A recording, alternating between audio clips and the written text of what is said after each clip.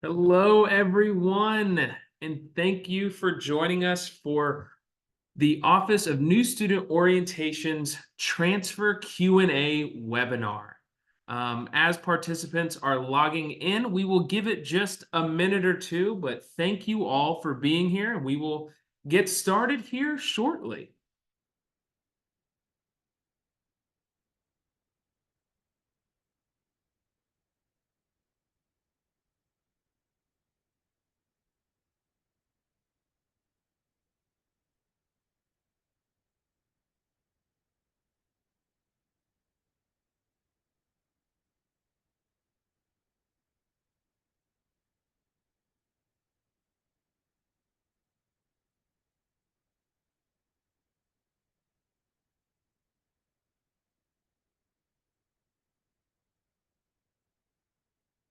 Again, just for those logging in now, thank you so much for joining. We will get started here in just a couple of minutes. I'm going to give it just a little bit until we get everybody logged in. But again, thank you all so much for being here. We'll get started here shortly.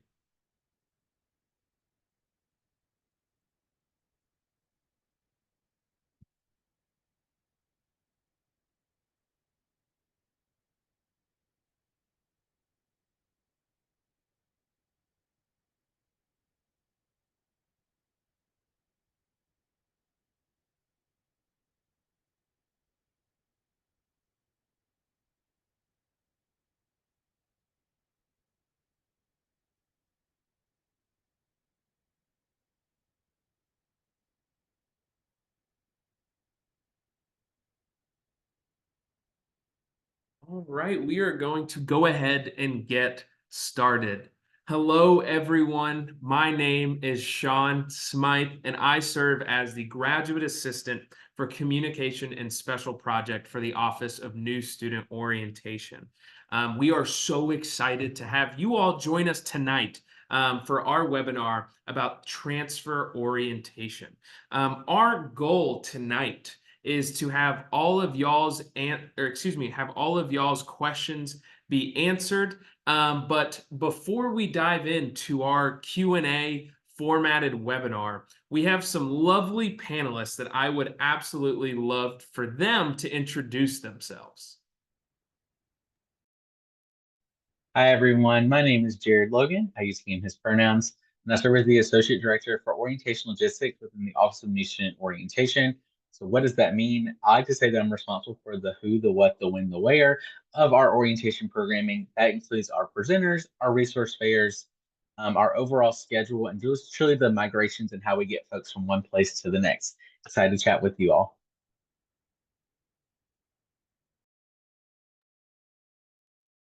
Hello, everyone. I am Sean Coleman. I serve as the Associate Director for Strategic Initiatives for Student Health and Wellbeing. So I oversee all internal and external relationships with on-campus partners as well as community partners. And yeah, glad to be here. Good evening. My name is Amanda Shores, and I'm the Director of Transfer Student Advising, Academic Success, and Retention with the University Advising Center. And excited to talk to you today about those burning questions about course registration. So excited to be part of this today. Awesome. Well, thank you all for being here and for giving everyone your introduction.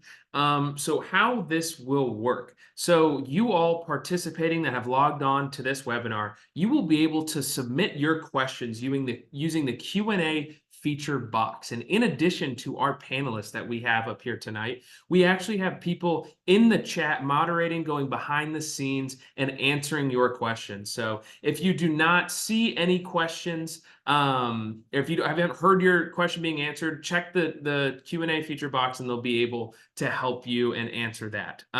So to start, I will ask a few questions and then we'll turn over to the Q&A feature. So to start, Jared, I'm actually going to kick it over to you. Could you answer this for me? How does the transfer orientation experience differ from the orientation session for first-year students? Awesome. Great first question. So for our transfer students, it is a one-day orientation experience, which is different because for our freshman students, it's a 2 day. There's still great information, still the same energy and fun. We just condense it down to the information that we believe is most pertinent to our transfer students. So your schedule will look a little bit like this. So you'll come in, you'll do check-in, you'll pick up your Carolina card. So you want to make sure that you go ahead and submit your identification or your photo, excuse me, to the Carolina card office. So you can pick that up upon arrival. From there, you will then come in and hear from some of our wonderful campus partners from our welcome, just be introduced to the university, start getting some of that good information early on. You'll then go meet with an orientation leader and another group of small group students with you. So other transfer students will be with you in a small group setting. From there, you'll go and meet with your academic college in what we call our academic college visit. So you'll get some of those burning questions answered from your academic college directly, learn a little bit more about major requirements and things like that. You'll then come back and you'll have what we call a little bit of a choose your own adventure, where you have the opportunity to either have lunch, attend the resource fair and participate with those campus partners, or we do have 5 breakout sessions that take place that you can kind of pick and choose from. So for about an hour, hour and a half, we have about that time frame, and we rotate, giving you all the opportunity to make sure you feed yourselves, but also get some really great information. And then from there, you'll head off to academic advising to select your course schedule for the upcoming semester. And then before you leave, you want to make sure you check out of orientation and utilize what we call our campus business checklist. Check in with some of those last minute resources that you need to talk to, including financial aid. Maybe you need to talk to veteran military affairs. And then lastly, filling out the evaluation so you can get your free goodie for our students. That is a t-shirt, and for our family members, those are mugs. Awesome. Well, thank you, Jared. I know I am a little biased because I work in the office, but our orientation sessions here are a lot of fun. And I'm so glad you shouted out the free t-shirt and the mug. Those are a hot commodity. So make sure you check out and you get your t-shirt and you get your free mug. My next question is for Sean. By the way, great name. I mean, we got 2 Seans in here. This is awesome. What would you, or excuse me, what should incoming students know about the immunization and health records that they need to submit before starting classes? Awesome. So yes, students will need to complete their immunization forms, and they can do that by uploading these forms to My Health Space. So what you'll do is go to www.sc.edu/wellbeing. And then on that website, on the left-hand bar, you'll see My Health Space. You can click on that link, and then you'll log in using your USC credentials, and then you'll see a space for you to upload your immunization records. You can also find on there, we have 3 required immunizations that all students have to upload, unless you have some exemption reasoning for that. But you can also additionally upload anything else so that our immunization team can be aware of that. But please complete this prior to the first day of class because it is very important, and it also can hinder you from being able to register for the next semester for those classes.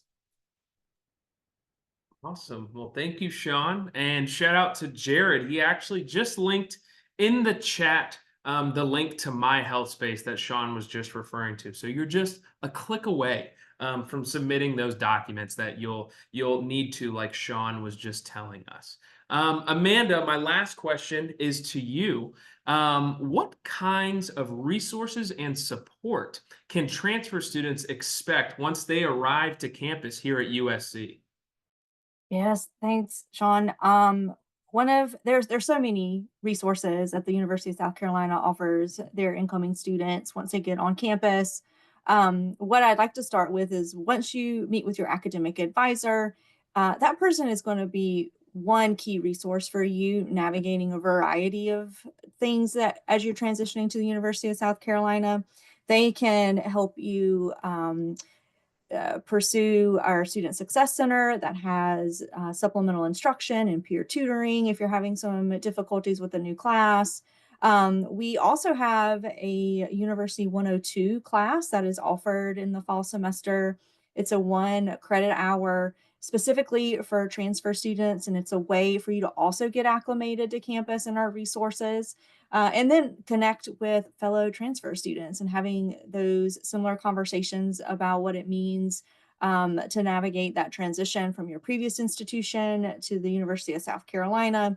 Depending on your previous institution, this could be a pretty big jump in terms of class sizes and class variety, and it's something that's going to be a little overwhelming when you're trying to navigate what are some best classes for you. And your academic advisor can help you navigate that as well. But we have so many great resources. Again, I mentioned the Student Success Center will be a great. We have a career center that can, if you're already starting to think about internships or wanting to have those conversations, the Career Center can be a great place to do that. So many things, and you'll hear more about that at orientation as well as we share some of that information with you. Awesome. Thank you, Amanda.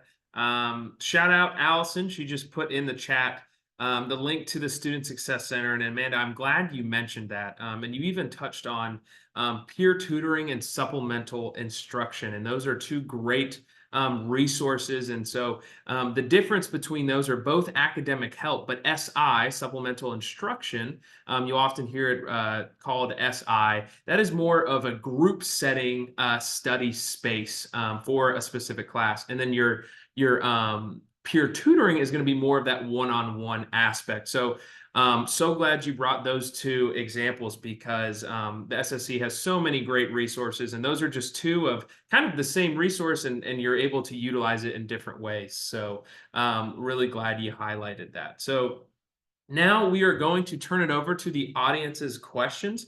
Again, if we had anybody that just logged on, how this will work, you can use the Q&A feature box below to submit your questions. Myself and the panelists will do our best to answer those, but we also have some chat moderators going in and answering your questions as well. So please feel free, any questions you have, our goal is to answer those for you, so put them in the chat. And I'm already seeing some fantastic questions rolling in. But to start, Amanda, I think this is going to be a question for you. The first question I can see here is, when will I get my advisement session set up? I haven't heard from my advisor. So could you speak to maybe how the advisement process will work for an incoming transfer student? Yes. So there are a couple of ways that you can get connected with an academic advisor. You will meet with your academic advisor during your new student orientation session. And during that time, you will have the opportunity to ask questions about how your classes have transferred. Your advisor will be well prepped, see how those classes may meet degree requirements at the university, and make some course recommendations for you for the fall semester. There is an additional opportunity to connect with your academic advisor outside of new student orientation, and that's with early transfer academic advising. And it is an opportunity, again, that you can have some more time having some conversations about the major that you're interested in, again, how your courses transfer. And if you do participate in early transfer academic advising, you still have the, excuse me, the opportunity to connect with that advisor again at new student orientation if needed.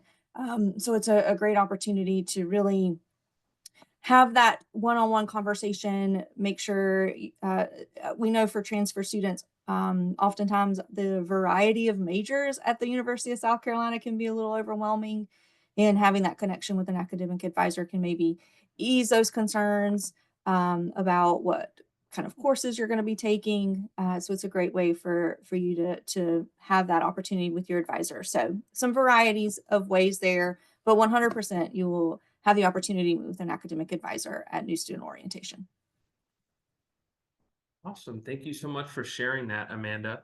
I just saw a quick question on asking if this is being recorded, and yes, it is. So this is being recorded and actually will be uploaded to our YouTube page, which you can find at Office of New Student Orientation, abbreviated by ONZO. So if you search in ONZO USC, you'll be able to find our YouTube channel, and this will be uploaded as well as our other two webinars that we did that talked about that pre-orientation academic advising model, and as well as just a general freshman Q&A. So definitely check those out if you're interested. But yes, you will be able to see this recording uploaded to our YouTube. Shout out Jared. I was about to say someone's probably going to put it in the chat, and boom, he's reading my mind. We're seeing eye to eye. Jared, I'm actually going to kick this next question to you. Amanda and Sean, feel free to jump in as well. But the question reads, how does housing work for transfer students as well as finding roommates? So maybe speak to what opportunities there are for housing, what you've seen students in the past do for housing. And then again, Amanda, Sean, feel free to jump in. Yeah, great question. So the first resource I want to share is our office. So within the Leadership and Service Center, we have an off-campus housing unit. And his name is Dorenzo. Dorenzo works really closely with local apartment complexes and like subletting and various housing, off-campus housing aspects. And he would be a great resource to connect with. But also, if you want to look online, you can go to our off-campus housing website. On there, you'll see a list of various links for you to learn about the apartment complexes that are around campus, about how to find a roommate. There's a database that you can go through. I know many students also just utilize their class pages on via like a Facebook or an Instagram or anything like that. That's how I found my roommate back in the day. But I know that's how many students choose to find their roommates now, and just kind of communicating from that end. But I would say the off-campus housing website is probably going to be your best friend and figuring out what that can look like. Awesome. Thank you, Jared, for sharing those resources. Like Jared said, Dorenzo does amazing work over there, and would be happy to field any questions about off-campus housing or really housing in general. So moving on, Amanda, this is probably going to be a question for you. Someone asked, there's a link for an optional early academic advising request via the student portal. What is this in preparation for? I know myself, I had just referenced our pre-orientation academic advising, but could you speak to that question and what really answer the question, what is the pre-orientation academic advising? Yes, thanks. It is an opportunity to connect with your academic advisor outside of new student orientation.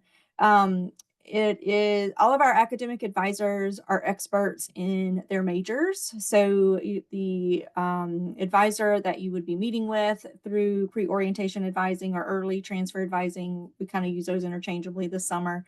That person is going to be invested in your major, going to have all the information about that degree program. So it is a way, again, to meet with that advisor in advance of orientation. And then you can get some of your questions answered individually with that advisor. And then when you come to orientation, you would then have the option of seeing that advisor again if you have any lingering questions from that primary conversation. But then would also be able, one of the things that I encourage our students who do opt for early advising or pre-orientation advising can give you an opportunity to go and walk the campus, really see where your classes are going to be held, especially for our transfer students who may not have visited the university yet, or only maybe did a quick tour. This will be a way for students, they could also have that opportunity to kind of see where classes are going to be held, kind of walk that.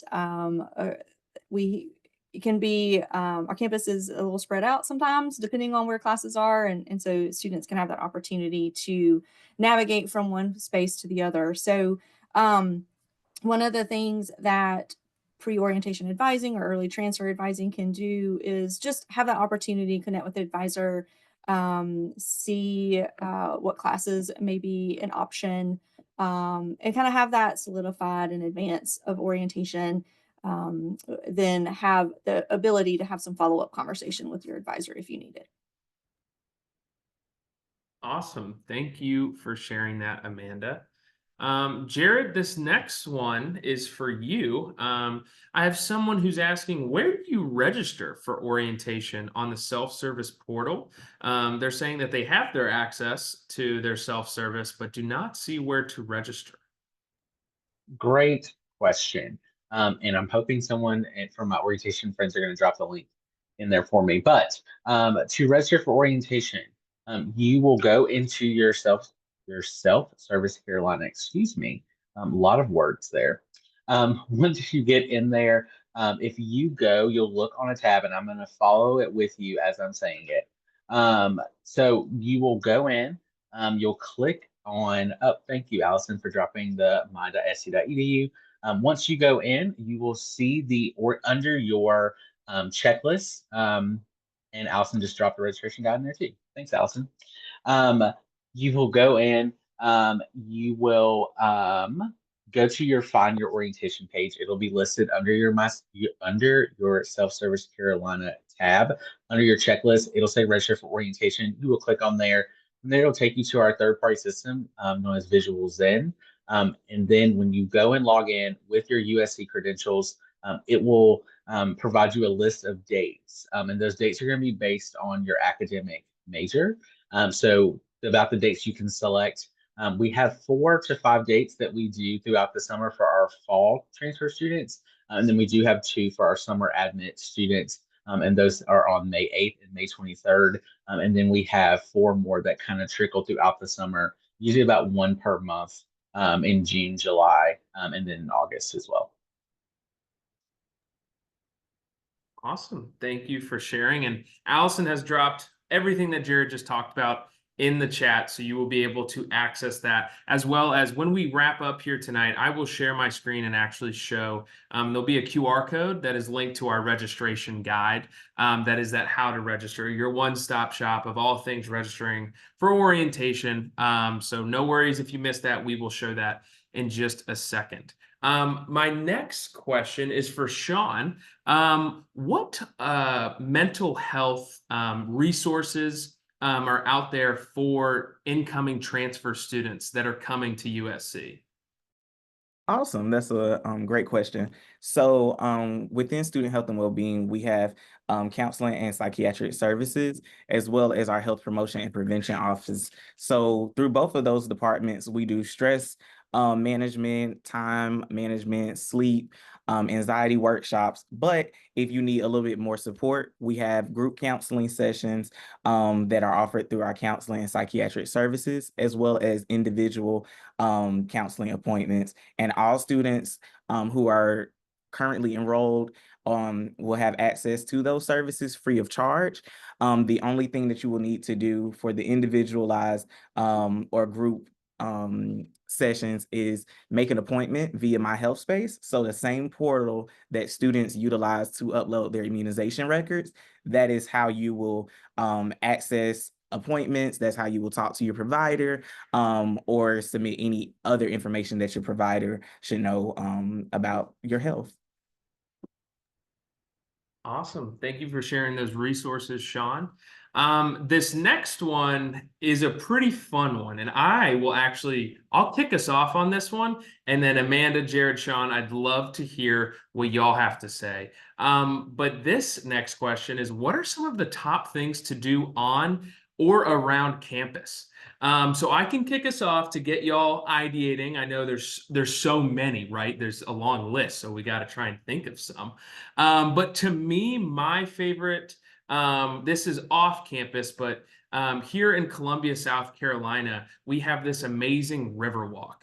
We have, I think it is 3 large bodies of rivers that flow through Columbia, and built on the side of those is the river walk, which is a really fun if you're someone who likes to go outside and enjoys nature. It is so pretty, especially when the weather is nice. So the river walk is definitely my favorite thing. I know that's off campus, but Amanda, Jared, Sean, I'd love to hear what y'all think.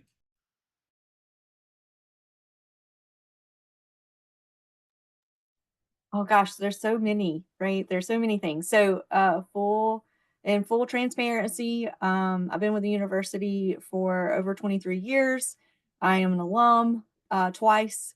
So I love this institution. One of the I just I love our campus in general. It's just a very beautiful location. I love taking those, to your point, Sean. I love to go around campus. I'll take a walk, just enjoy our landscape design is amazing. Being on the horseshoe is awesome. It's just a great place to be. Of course, there are some other, things being a Gamecock, meaning Gamecock football, Gamecock basketball, soccer, all of our great athletic events. But I do really appreciate and enjoy the campus for its beauty. I can go. I would say one thing I really love about USC is there truly is something for everyone. If it's not here, you can make it, you can create it, right? So if you log into Garnet Gate, it is like an online database of all of our student organizations here on campus. So if you're looking for a community or a student org, that's a great place to start. I also really enjoy, and this is Sean's department within the division, the Department of Student Affairs, who puts on really great events, including like one of your first events was First Night Carolina, where it's your first true night right before classes start. There's fireworks and music and food and things. There's a lot of engagement that happens here on campus. I know one of our students' favorite things is called Thursdays After Dark. Every Thursday, there's some late night programming that takes place in the Russell House of the Russell House Student Union. So again, great places, great ways for you to get involved, and there is absolutely something for everyone. Yeah, I would just add to that. Like Jared said, we have a lot of programs and events that go on within our division. So not just Gamecock Entertainment, but even our recreation center. We do a lot of outdoor recreation trips. We do a lot of different fitness classes. So if Zumba is your thing, yoga is your thing, those are some fun and exciting activities to participate in. But also we have like intramural football, basketball, tennis, volleyball, anything that is kind of your jam, you can find it here. But personally, I love the access to Main Street because it is a long street with different restaurants, activities, and different things for you to enjoy. Sean, I love that you mentioned Main Street because Allison in the chat has linked to probably, one of the staples of Columbia, South Carolina, which is Soda City, which is our weekly farmers market that is on Main Street. So Allison, shout out to you for putting that in the chat. It really is so much fun. And y'all, we could probably do our own webinar of just that question. So Amanda, Jared, Sean, thank you all for sharing. But we really could go on and on about that. As well in the chat, we have linked the Riverwalk that I know I had mentioned. We had linked Gamecock Entertainment that Jared was mentioning. That is our office that puts on the Thursdays After Dark, as well as our campus rec that Sean was mentioning. So everything we're talking about is being linked in the chat. Amanda, switching gears a little bit, kind of going back to sort of the advising world. This next question is for you. How and when will I know when I'd be able to graduate? And what do I need to do to take summer classes to catch up a bit? Yeah, those are great questions. So we, as an accepted student at the University of South Carolina, in your my.sc .edu, there is a link to a program called DegreeWorks, and this is our degree auditing system. And so what this system allows students to do is take a preliminary review of how coursework has transferred into the University of South Carolina, how it's meeting degree requirements. And students can do probably a preliminary self-audit of, here's what I have taken, here's what I have remaining, and maybe can do a very rough estimate on time to graduation. I will just mention that depending on how your courses transfer, our academic advisors can make course substitutions to meet other requirements that maybe weren't automatic. So even if you see some classes that you thought would have transferred and maybe it didn't happen automatically, no worries. You'll be able to have those conversations with your academic advisors, and course substitutions can be available. If you are interested in trying to take classes this summer prior to your fall start, I would encourage you again to maybe opt into early transfer academic advising, because the sooner that you can connect with your academic advisor, then the sooner we can actually work with admissions to get your admit term updated to summer so that you can take classes here at the university.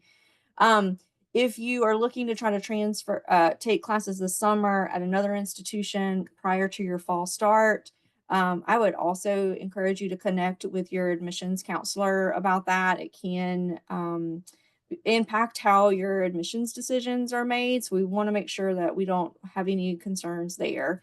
The easiest, of course, is having this conversation with your advisor over the summer, and being prepared to take summer classes in the future, right? That's the easiest way to kind of navigate some of this, but it's not, preemptive. If you really want to try to do some summer coursework, I really would encourage you, if you haven't already, connect with early transfer advising so we can have those conversations earlier.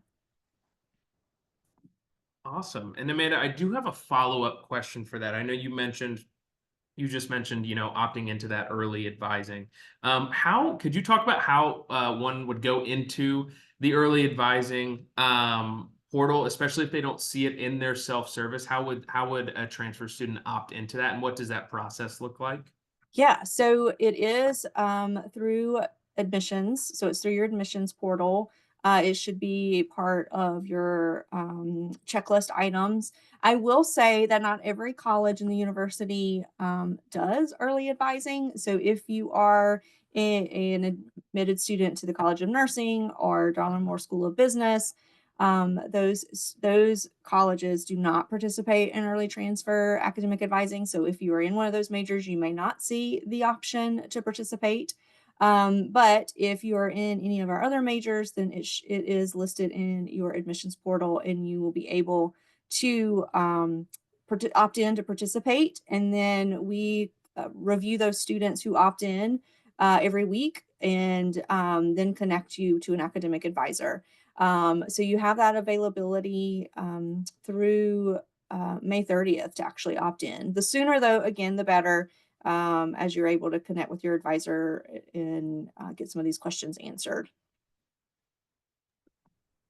Awesome. Thank you for sharing that, Amanda. Going back to, I know you had mentioned DegreeWorks, and that really is such a great resource, especially if you are someone who wants to see where you are, right? And how close you are to graduation. DegreeWorks will really give you a percentage at the top of that screen. And obviously the goal is 100, right? Let's get to graduation. But it will show you, if you're not at 100, what do I need? What are the requirements I need to get to 100? So I'm really happy you shouted out that resource, because it is really beneficial. Yeah, it's a great way to go ahead and get some information now, right? As you're waiting to talk to your academic advisor. And it'll be something that your advisor spends some time with you, helping you kind of navigate. So if it's something you've never looked at before, it can be a little overwhelming.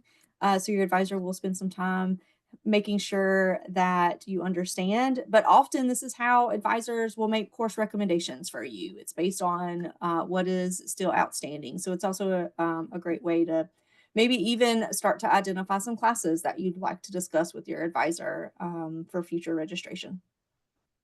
Yeah, absolutely. I know it can definitely be a little bit overwhelming seeing it for the first time. Maybe if you don't have a lot of transfer credits transferring over and you're like, how the heck am I going to get to 100%? I promise you, you will, with the help of DegreeWorks and with the help of your advisors.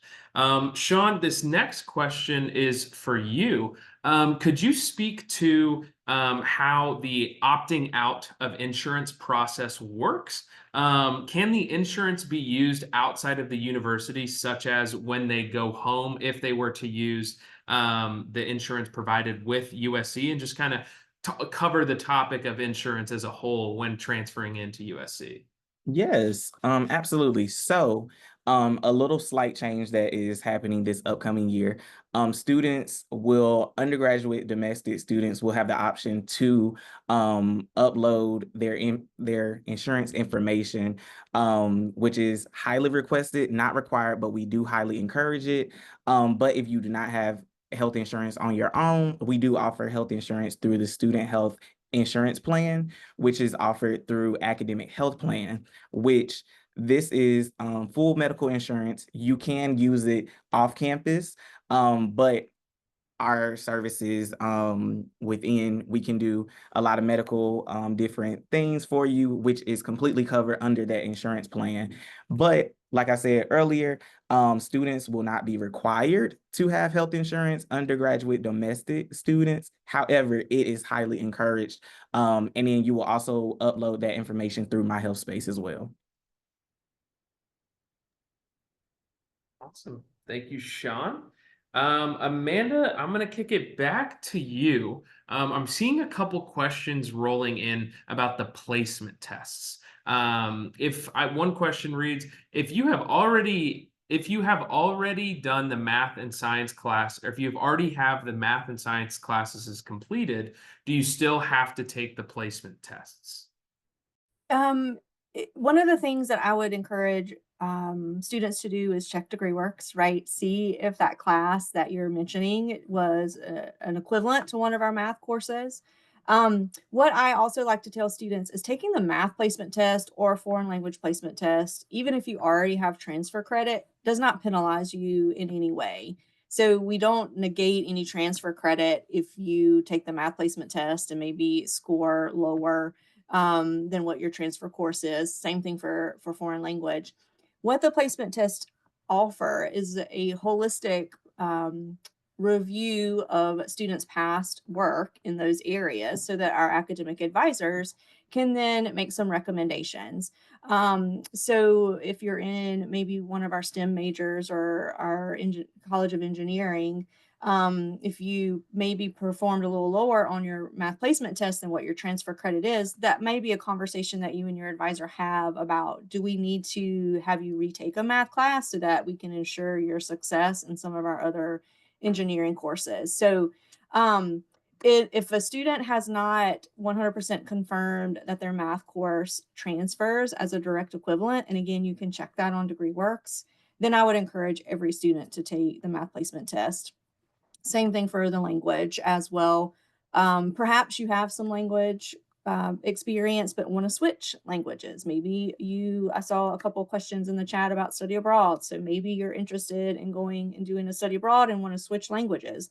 Then this is a great way for you to have that placement score as part of your student record. So again, my recommendations are to take it unless you're 100% sure that your courses are direct equivalents. Again, it's just an opportunity to help our academic advisors have more of an idea about your past academic background. And it doesn't do anything to those other credits. Those are still honored, but it's just a great way for our advisors to have some conversations with you. Thank you, Amanda. Jared, this next question is for you. Earlier, when kind of explaining what the transfer orientation process looks like, right? Like, what is the actual day of orientation? I heard you mention some small groups and some orientation leaders. Could you speak to, without giving away the spoilers, could you give us a little bit more context to what incoming transfer students will be learning in those small groups, and give us a little more context about those orientation leaders that will be leading those small groups? Yeah, for sure. So first I'll start with, who are the orientation leaders? So orientation leaders are a team of upperclassmen students who have went through, they just completed their last week of training last week. So a full spring semester worth of training, and then 2 additional summer intensive training weeks to prepare them to help new students and their family members transfer here to the University of South Carolina. We do have a plethora of transfer students we're really excited about who are on the team. So we have some experts that can for sure be able to assist and talk about their own experiences being transfer students. But within small group, what takes place is, of course, you're going to have your icebreakers. So you're going to do some get to know you experiences with other transfer students in your small group. Small groups are between 45 minutes and an hour for our transfer students. And within that, you're going to talk about the student experience. You have the opportunity to ask your orientation leader, what's it like to be a student here? Some of those questions that maybe you're not fully comfortable asking like an advisor, but you could for sure ask your orientation leader, and they can help direct you back to resources that you may need or would be beneficial to you. They'll talk about some best practices. Again, I talked about some of those resources. They'll talk about some of the questions that we found transfer students to have, whether that's around parking, whether that's some of the questions you all have asked about, like, what do you do in Columbia? One thing we did not mention, we have a zoo, like we have the Riverbank Zoo, and I love a zoo, so I want to make sure we include the zoo when we talk about things to do in Columbia. But those are a couple things that you're going to discuss. And then, of course, you're going to talk about the academic advising process. They'll talk about the various ways you will be able to be advised, and talk to you about how you should best engage with your academic advisor and what they have found to be successful for them. Awesome. Thank you, Jared. Shout out the zoo. I don't know how none of us said the zoo, but the zoo is so much fun. But also shout out to our orientation leaders. Again, I'm biased, but I think we've got the best orientation leaders in the country. They bring the energy and are really they're truly the best. So thank you for giving us some more context about the orientation leaders, but also what will be going down in small group. Sean, I'm going to kick it back to you about another question about insurance. And you might have touched on this, but this question specifically is asking about if it's possible to opt out of the insurance. And if so, could you speak about the opting out process? Yes. So a little clarity on the insurance piece. So like I said, upcoming in this next academic year, domestic undergrads will not be required to do or upload insurance. However, it is highly requested. So in the past, students were automatically enrolled in the student health insurance plan and needed to opt out. However, moving forward, if you have your own private insurance, you can upload that, or during open enrollment, which is usually the first month or so of classes, students are able to opt into that. You will get an email to your university email from Academic Health Plan, allowing you to either enroll or waive completely. So yes, I hope that answers the question. Absolutely. Thank you for giving a little bit more context. This next question, honestly, all three of y'all, please feel free to jump in, and I'm sure we can get a link to it in the chat. But someone is asking, does USC offer accommodations for things like ADHD? And if so, what are those accommodations? Well, I can hop in and start. So yes, we do. Through the Division of Student Affairs, we have an office called Student Disability Resource Center. So through that office, I'm pretty sure someone may or drop the link in the chat. You can opt in for that. This office helps students who may be experiencing ADD, ADHD, any learning disabilities or mental health conditions. So that department, you will connect with them, and then they'll make sure that you're squared away and have all your accommodations for you as you matriculate throughout the university. Awesome. Thank you, Sean. Amanda, this next question most likely will be for you. I see a question rolling in asking about GPAs, and someone is asking if their GPA restarts at USC. They heard that once they start there, it goes back to a zero, no matter where their GPA is at. Could you provide some information about GPAs for transfer students once they transfer over? Yes, yes. So, I always hate to answer a question this way, but it depends. So your transfer credit, of course, was evaluated as part of the admissions process. And so that information was utilized to make an admissions decision. That also carries forward if you're an in-state student qualifying for any state scholarships. So life scholarship is most common what our transfer students are bringing with them. And so that GPA will be, you will have an overall life GPA that will calculate all of that coursework that you have taken at any point in time at any institution.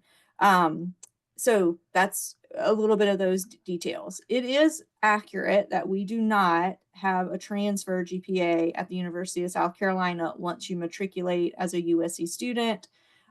then you do have only a USC GPA, and that is only the coursework that you have taken within the USC system. So I want to clarify that as well. So if you are coming from one of our system campuses across the state, you will continue that GPA because you are part of the university system. But if you have attended outside the USC system, and this is going to be your first semester, then you will have a 0 GPA as being part of the USC community, and then will be tracked on academic standing based on that. So again, though, be mindful if you're receiving any state scholarships, that there is a cumulative GPA that is reviewed and evaluated for you to continue access to that scholarship funding.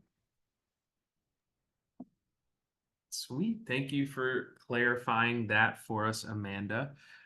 Jared, back to you. I have another questions about our small groups. How are these small groups organized? Are they by major or are they just randomized? Great question. So our small groups are randomized, and that's done for a reason. We really believe in making sure that our students, when they come to orientation, are engaging with these students that they will see. Not just ones that they'll see in their classes, but also the ones they potentially see in their student organizations, at athletic events, at any other thing on campus. So really, small groups is an opportunity for you to truly connect with transfer students and your orientation leader that kind of spans the gamut of any student type here on campus. We really want to make sure that you all are truly experiencing the community and the student community here on campus at the moment you arrive on your first day, before your first day at orientation. Awesome. Thank you for that clarification, Jared. Another really fun question we have here. Here at USC, we really pride ourselves on our tradition, right? And our rich history and our long standing of being an institution, and being the flagship institution for the state of South Carolina. Would you all mind sharing your favorite USC tradition, and kind of why that one is your favorite one?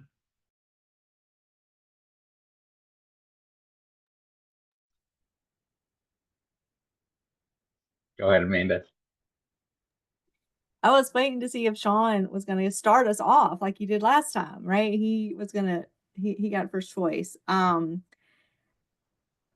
I think for me, it is the Here's a Health Carolina as part of the alma mater. We just see that in every event that the university has, whether it's athletics, whether it's graduation and commencement. It's just it's really an awesome thing to see across the community of Carolinians toasting a hilt to Carolina. So that's my favorite.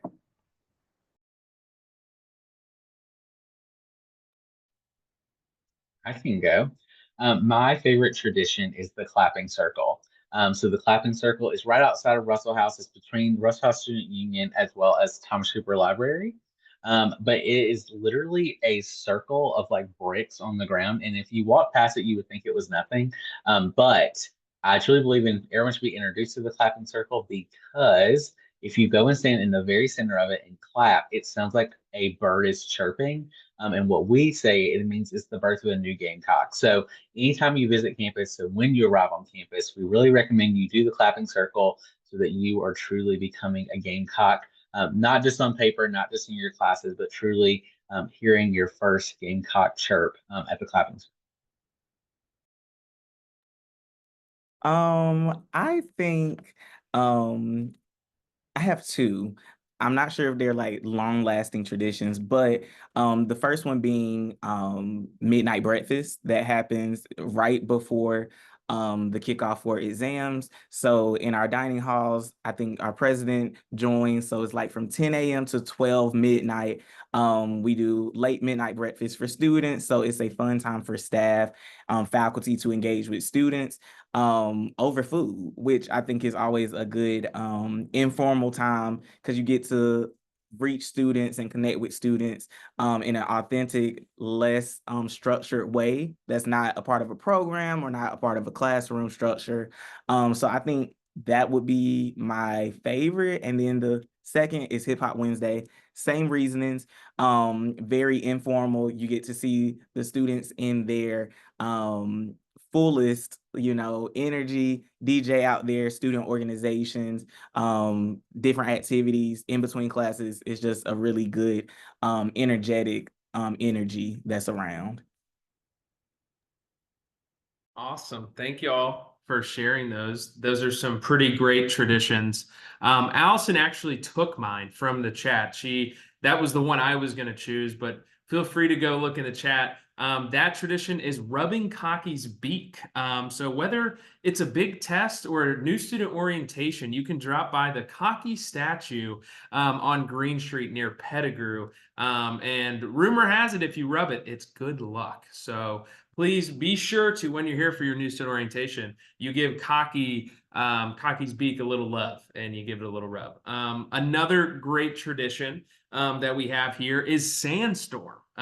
Pretty surprised we had nobody say Sandstorm. That might be my favorite. That and rubbing Cocky's beak, it's right up there. But Sandstorm is played at pretty much all of USC's sporting events, mainly for our football games. And so you'll probably have seen footage before if you've been to a South Carolina football game. You see all USC fans waving around what is called a rally towel. And so Sandstorm is a tradition. It's actually a song that is played, and the crowd goes wild. So it's a really fun atmosphere to be in, whether it's a football game, a basketball game, a baseball game, a soccer game, doesn't matter. The atmosphere is still awesome for Sandstorm. And shout out Jared. He just put in the chat the beak boop in real time. So please feel free to look at that and click that link. Amanda, I know you kind of touched on it earlier about what resources were in place for transfer students. But one question I just saw roll in is, what are the most common challenges that transfer students face? And then again, could you maybe speak to specifically of those challenges, what resources are in place to help them? Yes, great question. And I think the biggest challenge that our transfer students typically face are just the adjustment, right? Our transfer students aren't new to college like our incoming freshmen are, but they're new to the University of South Carolina, and depending on past college experiences, coming to the flagship of the state can be a little overwhelming when it's, I talked about one of my favorite things to do is just be out on campus and seeing our beauty. But there's time when classes are changing. Like it could be a small town, right? The amount of students who are kind of navigating from class to class, and that can be a little intimidating. I think sometimes our transfer students are unsure how to ask questions, perhaps, right? If they're in a class trying to learn material, maybe they're a little intimidated by our faculty members. So I think that that's a little bit of a challenge that our transfers face. Like, how do I introduce myself to my professor? And I would say, just walk up after class, say hello. It's a great way our faculty want to get to know you as well.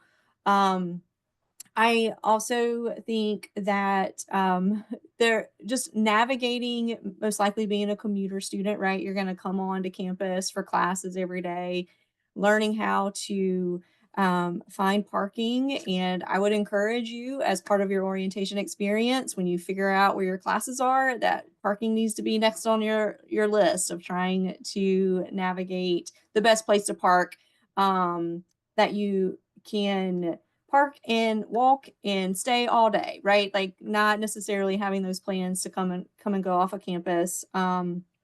The other thing that I will share again is that one credit course I mentioned earlier, University 102. Again, it's specific for transfers. It's just a credit hour because we want to be respectful of all the transfer coursework you're bringing in and all the degree classes that you need to get accomplished. But it's another way for you to have the opportunity to meet other transfer students. It's a way for you to bring conversation of any of those challenges that students are having. But finally, Sean, I'll just share that if you're having difficulty, we have a resource available for you. I do think that students forget because they may, they heard all these great information at orientation, but they weren't in a need at that point. Now we're in the middle of the semester and having some challenges.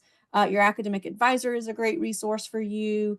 But just remembering all of the good information that we've provided you, doing a search on our USC website would be a great way. I just think oftentimes our students feel that they don't know where to reach out to because we have so many great opportunities. But again, I think spending some time on the website could be a great opportunity to find that help you need. But of course, your academic advisor would be a great resource. And then, of course, we're hoping that you're making connections with your classmates and your faculty members, and they can also be a great resource for our transfer students who are navigating this transition. Finally, I'll just add that you're not alone. Like even our freshmen are going through some of these challenges, so don't think that you're unique in this situation. It's why we have all these great resources for you. So we want to make sure that you're taking advantage of it and having a successful time here at the university. Awesome. Thank you, Amanda. That was said perfectly. I'm one piece before we wrap up. I'm glad you mentioned parking. I think a common misconception about parking really on campus here is that students will park for one class and then get back in their car and drive and go to another class. That really isn't the case. And so most students will come onto campus and park, have their car there, walk around, and then whenever they need to leave, or if it's in an instance where they'll leave their car there, they can do so. But here at USC, we have two different types of parking spaces or lots, if you will. We have garage spaces and then lots. So garage spaces are going to be your more expensive parking spots. You're guaranteed a spot and your car will be covered. The lot spaces, thank you, Jared, for putting that in the chat. You can look at Parking and Transportation's website. I highly recommend that if parking is something you're worried about. But those lot spaces are going to be a little bit less expensive, but it's going to become a first come, first served basis. And there's a bunch of different lots, a bunch of different garages. Some make sense for some people depending on classes or where they'll be coming in, and some make sense for others. So it really just kind of depends on where your classes will be and financial reasoning as well, of course. But I'm really glad you mentioned parking, Amanda. But thank you all so much. That wraps us up here tonight. Before everyone leaves, I would love to share my screen very quickly, just to show you all. Hopefully you all can see my screen now. But please reach out to us. Obviously, we answered a lot of questions tonight, and we'd be happy to answer more if you have any. So please reach out to any of these right here. We just recently moved offices, so we are now in Russell House Suite 005. So if you're on campus, come into the Russell House, check out the basement. You'll find our new office for new student orientation. And then again, if you want to scan this QR code, this will take you to the registration guide. This will be your one-stop shop for all things registration. But I want to thank you all for being here and participating, and hopefully you had your questions answered. So thank you, everyone, and have a great night.